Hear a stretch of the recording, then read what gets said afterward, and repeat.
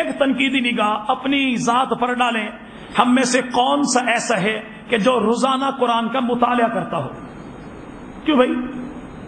تلاوت اور مطالعہ کا فرق بہرحال آپ اہل علم بخوبی جانتے ہوں گے کہ ہم نے اس نیت سے قرآن کی تلاوت نہیں مطالعہ کیا ہو کہ قرآن مجھ سے جو کہتا ہے میں اسے اپنے اوپر نافذ کروں گا، اور جن سے روکتا ہے میں اس سے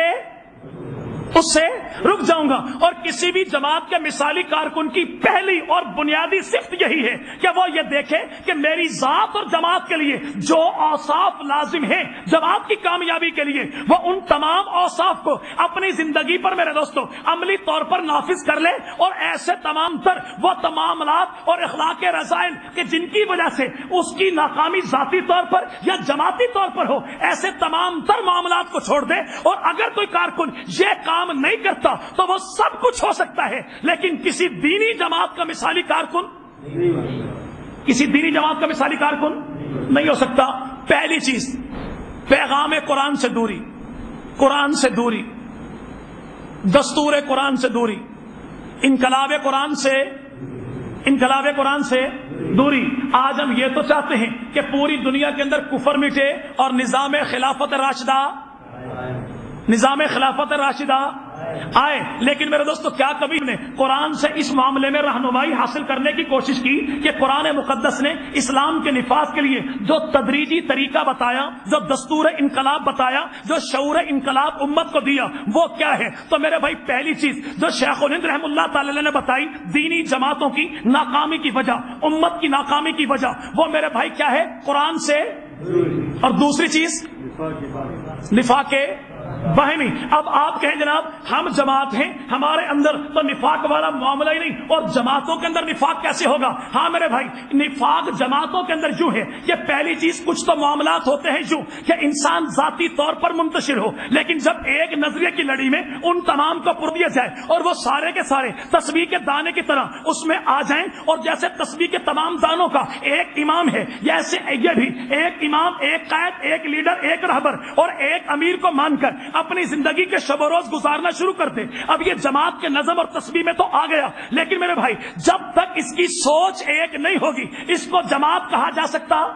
جب تک وحدت فکر نہ ہو اس وقت تک وحدت عمل جنم نہیں لیتا، اور جب تک وحدت عمل جنم نہ لے یعنی پوری کی پوری جماعت کا کردار ایک ہو اس وقت تک کامیابی ملتی نہیں ہے. رسہ میرے دوستوں کھینچنے کے مقابلہ جات ہم اپنی یونیورسٹیز اور کالجز میں دیکھتے ہیں کہ پوری کی پوری ٹیم ایک جانب رسہ کھینچے اور دوسری ٹیم دوسری جانب رسہ کھینچے. اب ادھر کھینچنے والے وہ دو تو کھینچے، لیکن تین ہٹ حرامی کا مظاہرہ کریں تو کیا میرے بھائی ٹیم جیت سکے گی؟ کیوں بھائی؟ نہیں. 100% کو 100% زور لگانا پڑے گا تو کامیابی ممکن ہے. کامیابی یعنی وحدت عمل کہ سب کا عمل ایک ہو اور ایک ساتھ ہو. لیکن یہاں پر عمل تو میرے بھائی ایک کیا ہوگا؟ ہماری تو فکر بھی. کیوں بھائی؟ مولانا سعید احمد صاحب تبلیغی جماعت کے بزرگوں میں سے ہیں. جب ایک جماعت گئی عرب کے اندر اور جماعت کی تشکیل کی کہ بھائی جاؤ گشت پر جاؤ، دو ادھر چلے دو ادھر چلے دو ادھر چلے. حضرت نے واپس بلا لیا، بھائی واپس آ جاؤ. سارے واپس آئے. پوچھا معاملہ کیا؟ تمہیں بھیجا گشت پہ لیکن سارے کے سارے پچھڑے کیوں، منتشر کیوں ہوئے؟ کہا حضرت معاملہ یہ ہے کہ میرے جوتے اس طرف، اس نے کہا میرے جوتے اس طرف، اس نے کہا میرے جوتے اس طرف. حضرت دہلوی رحمہ اللہ نے فرمایا کہ بھائی جس جماعت کے جوتے ایک جگہ پہ نہیں ان کے دماغ ایک جگہ پہ کب ہوں گے؟ اور جن کا دماغ ایک جگہ پہ نہیں ان کی سوچ ایک جگہ پہ کب ہوگی؟ اور جن کی سوچ ایک نہیں ان کا عمل ایک کب ہوگا؟ اور جب عمل ایک نہیں تو ہمیں ملے گا کیا؟ ملے گا. اور ان جوتوں سے میرے دوستوں بات ایک ذہن میں آئی. سیدنا امیر معاویہ رضی اللہ تعالیٰ کا واقعہ ہم نے عمومی سنا کہ رسالت مآب صلی اللہ علیہ وسلم نے جب ان کی تشکیل فرمائی کہ جاؤ غسان کا شہزادہ فلاں جگہ پر اس کا کافر ٹھہرا ہے اور جاؤ اس کے ساتھ اور جا کر جو کچھ تمہیں دے وہ واپس میرے پاس لے کر آؤ. لیکن جب سیدنا امیر معاویہ رضی اللہ تعالیٰ واپس آئے تو دیکھا پاؤں میں چھالے پڑے ہیں، پاؤں زخمی ہیں. حضرت امام الانبیاء علیہ الصلوۃ والسلام نے پوچھا کہ معاملہ کیا ہے؟ عرض کی آقا معاملہ یہ ہے کہ میں چلا تو پاؤں ننگے تھے. میں نے اس سے کہا غسان کے بادشاہ بادشاہ سے کہ مجھے اپنے ساتھ سوار کر. اس نے کہا تو محمد عربی کا کمی ہے, تجھے زیبا نہیں دیتا کہ تو بادشاہ وقت کے ساتھ بیٹھے. میں نے کہا سواری کے ساتھ ساتھ دوڑنے دے. اس نے کہا یہ بھی زیبا نہیں دیتا. میں نے کہا جوتے مجھے دے. اس نے کہا یہ بھی زیبا نہیں دیتا. تو فرمایا اپنے جوتے کیوں نہ پہنے. عرض کی یا رسول اللہ معاملہ یہ تھا کہ آپ نے مجھے یہ فرمایا کہ غسان کے شہزادے کے ساتھ جاؤ, لیکن غسان کے شہزادہ سائڈ سے نکلا, اس کے مختلف دوسری سائڈ پر میرے جوتے پڑے تھے. اب اگر جوتے اٹھاتا ہوں تو رسالت مآب کے حکم کی نفی ہوتی ہے, اس لیے پیروں کا زخمی ہونا یہ تو برداشت کیا, لیکن پیغمبر کے حکم کی نفی نہیں برداشت کی. تو میرے بھائی پہلی چیز کہ جب تک ہمارے اندر باہمی نفاق, باہمی افتراق ہوگا, اس وقت تک کامیابی ملنا. اب یہ ایک نفاق تو وہ ہے کہ جو جماعتوں کے اندر ہے, جو ایک ہی جماعت کے اندر ہے, لیکن ایک نفاق وہ ہے کہ جس کو پیدا کرنے والی چیز کو عصبیت کہتے ہیں, تعصب کہتے ہیں. اور تعصب اتنی بڑی لعنت ہے کہ جب یہ کسی سوسائٹی میں, کسی معاشرے میں, کسی جماعت میں پیدا ہو جائے تو یقین کیجئے ایک ہی لمحے میں یہ انبیاء کی پوری زندگی کی محنت پر پانی پھیر دیتی ہے. اس لیے کہا کہ عصبیت ایسی چیز کہ جو دشمن کی اچھائی کو بھی برائی بنا کر ہمارے سامنے پیش کرے, اور ہماری برائی بھی ہماری آنکھوں میں اچھائی بن کر سامنے ہے. جب ایسا معاملہ آ جائے تو وہ معاملہ کسی خاندان کا ہو, کسی گھر کا ہو, کسی کنبے کا ہو, کسی جماعت کا ہو یا کسی معاشرے کا, اس معاشرے, گھر اور خاندان کو تباہ ہونے سے کوئی بچا سکتا. ہماری حیثیت کیا ہے, ہماری تنگ نظری تعصب کیا ہے.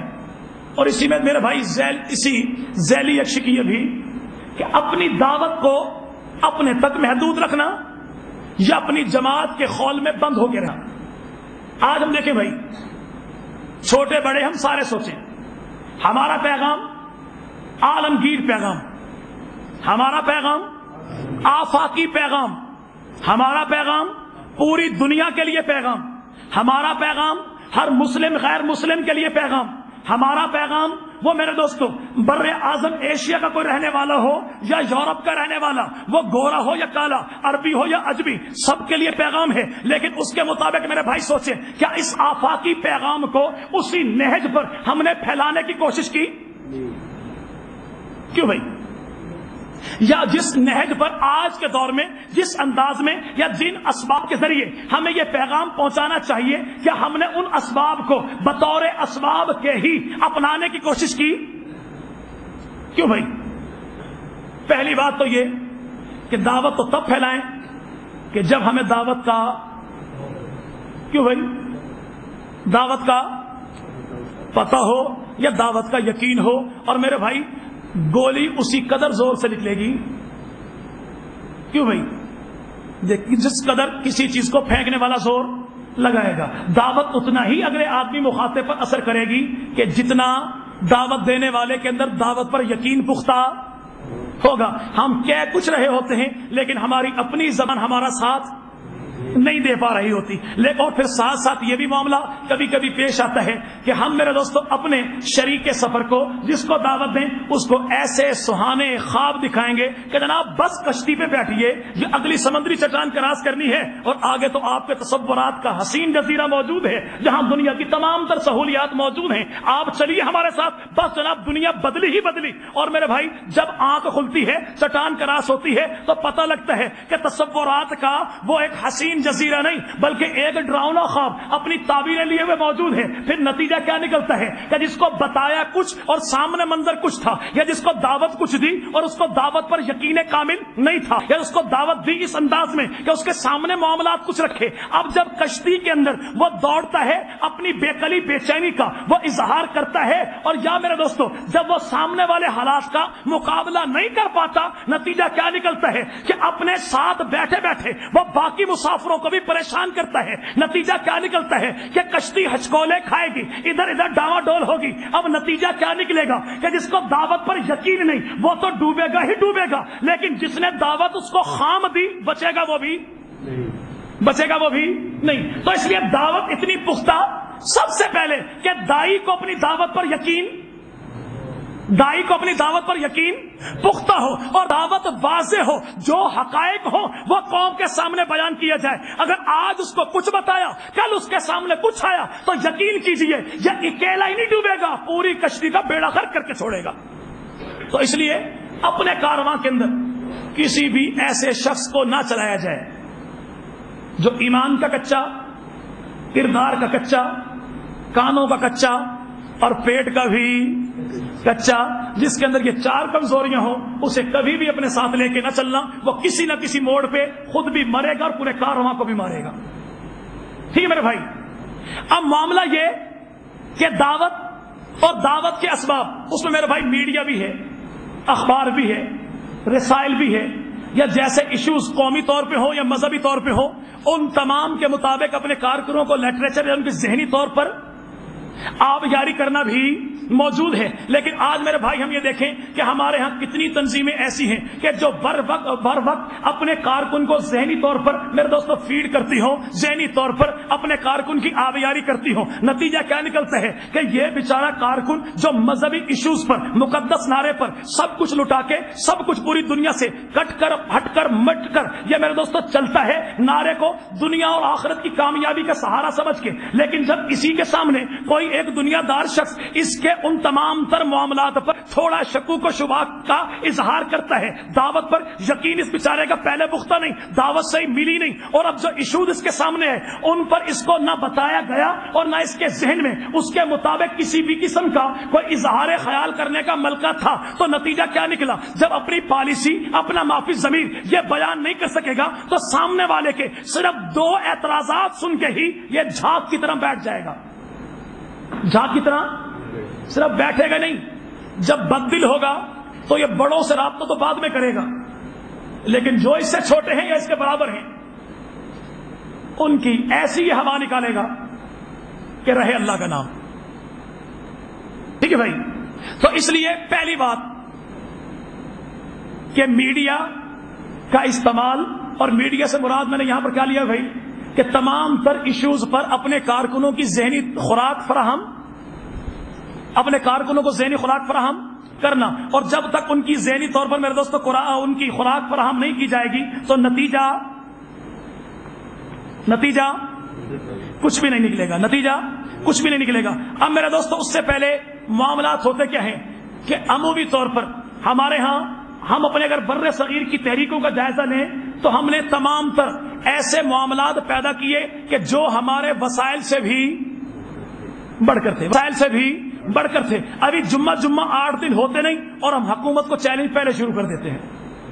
جمعہ 8 دن ہوتے نہیں اور دشمن کو للکارنا پہلے شروع کر دیتے ہیں. اور میرے دوستو یہ عقلاً بھی غلط، شرعاً بھی غلط، قرآنی دستور شعور انقلاب کے بھی خلاف ہے کہ تیاری سے پہلے کسی بھی قسم کا اقدام کرنا وہ ہلاکت کا موجب ہے. وہ انسان کو میرے دوستو ہلاکت و تباہی کے دہانے پر کھڑا کرتا ہے. ہاں یہ علیحدہ بات ہے کہ جب دشمن سر پہ چڑھا ہے تو پھر بزدلی دکھانی بھی نہیں ہے. پھر اسباب کو دیکھ کر یہ نہیں کہنا کہ اتنے اسباب ہوں گے تو میں یہ کام شروع کروں گا. نہیں میرے بھائی، مسلمان اسباب کو بطور سبب کے استعمال تو کرتا ہے لیکن ان میرے بھائی ان کو بطور مشکل کشا کے، مددگار کے استعمال نہیں کرتا، بلکہ قلت ہو یا کثرت ہو اس کا مطمع نظر، اس کی میرے دوستو نظر وہ ہوتی کہاں پر ہے؟ اسباب پر نہیں بلکہ مسبب.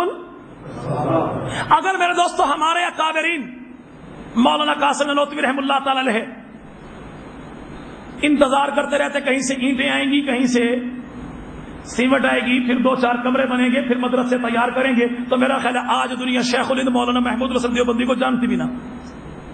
کیا تھا؟ حکم ہوا، اسباب کچھ نہ تھے، ایک انار کے درخت کے نیچے بیٹھ گئے اور پھر دنیا نے اسی میرے دوستو سلسلہ چلایا. تو کیسے چلایا کہ شیخ الہند مولانا محمود الحسن دیوبندی رحم اللہ تعالی علیہ کے اگر ہم شاگردوں پر نگاہ ڈالیں تو ان شاگردوں میں ایک سیدنا حسین احمد مدنی رحم اللہ تعالی علیہ ہیں کہ جنہوں نے انگریز جج کو مخاطب کر کے کہا کہ کس نے کہا کہ تیری فوج میں بھرتی ہونا حرام ہے؟ میں تو اب بھی کہتا ہوں تیری فوج میں بھرتی ہونا حرام ہے. انہی شاگردوں میں حضرت مولانا کفایت اللہ دہلوی رحم اللہ تعالی علیہ بھی ہیں کہ جن کے ایک فتوے کو دیکھ کر مصر کے علماء نے کہا کہ خدا کی قسم ہم نے روئے زمین پر ایسا عالم دین نہیں دیکھا. انہی